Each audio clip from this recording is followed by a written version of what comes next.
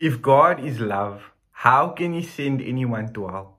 How can a good, loving God judge individuals? How can He condemn anyone, especially when He created them? This question obviously isn't asked by atheists alone. It's asked by Christians quietly, late at night, with a troubled conscience. And if we're honest, most of us were never taught how love and judgment can exist together, without God becoming cruel or justice becoming meaningless. So let's face the question head on. How can God be love and still judge? Scripture doesn't just say that God has love. He does, but it also says that God is love. But love biblically is not sentimentality, it is not tolerance, and it is not the absence of consequences. According to Scripture, and echoed by the Church Fathers, to love is to will the good of another. This is why Jesus commands us and tells us we are able to love our enemies. Why? Because we are to imitate God Himself, who causes His sun to rise on the evil and the good, and sends rain on the righteous and the unrighteous. So when Christians say God is love, we are simply saying this: as creator of all mankind, God is always acting toward what is truly good for His creatures, even when that good wounds our pride or exposes our sin. Yet here comes the tension. Scripture is just as clear about God's justice as it is about love. Countless scriptures say that the Lord judges righteously.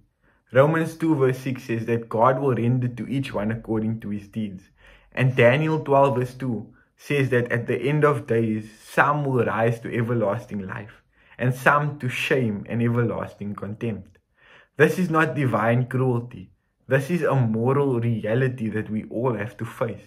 And the Church Fathers consistently teach that God's justice is not an emotional outburst and outrage, but a right judgment, rendering to each one according to his deeds, the truthful naming of reality.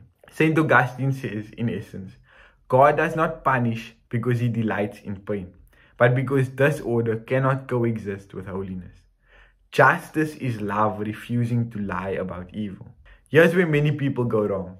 They imagine two competing versions of God: a loving God who forgives everything, and a just God who punishes everything. But Scripture never separates them. God is not sometimes loving and sometimes just. He is perfectly loving in His justice and perfectly just in His love.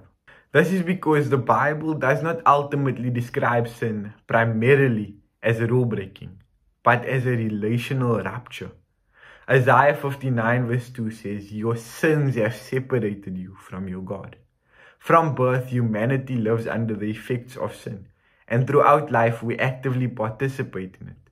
And each sin is not just an action, a little bit of law breaking here and there. It is a consistent movement away from God, who is life itself. The Fathers often describe hell not as God chasing people away, but as the final state of a soul that refuses communion with God. Here is where love and justice meet, not in theory but in a person. Scripture tells us beautifully and wonderfully in Ezekiel 18 verse 23 that yes, the soul that sins shall die. That is the just punishment. But God does not desire the death of a sinner, but that he should turn and live. So what does God do? Yes, if you sin, if I sin, we are all subject to this punishment of death. But God does not lower the standard of justice. He does not pretend sin isn't deadly. Instead, in the person of Jesus Christ, He steps into the judgment Himself, and Jesus Christ becomes the bridge between this relational gap. In Christ, God condemns and destroys sin by entering its consequences and overcoming them from within. And through Christ, God heals the sinner by restoring communion and offering participation in His very life. As St. Athanasius teaches, Christ assumes our death, the punishment of our sin, so that we might share in His life. For we know that the wages of sin is death, but the gift of God is eternal life in Christ Jesus our Lord. The cross is not God choosing justice over love. It is God fulfilling both at infinite cost. to himself. And now we return to that question, but clarified. If God has provided the bridge, why is there still judgment? Because love never coerces. Throughout life, God invites, calls, pursues, warns, and pleads. But eventually, Scripture tells us the time of choosing ends. We can no longer repent at a certain point. Judgment is not God slamming the door shut on a willing soul. It is God honoring the settled direction of a resistant one. As C.S. Lewis later summarized the patristic idea, in the end, there are two kinds of people. Those who say to God, "Thy will be done," and those to whom God says, "Thy will be done." Imagine a man who loves a woman deeply. He gives her a home, protection, provision, faithfulness, but she repeatedly rejects him, cheats, leaves, returns only to wound him again. Eventually, love does not mean pretending nothing is wrong.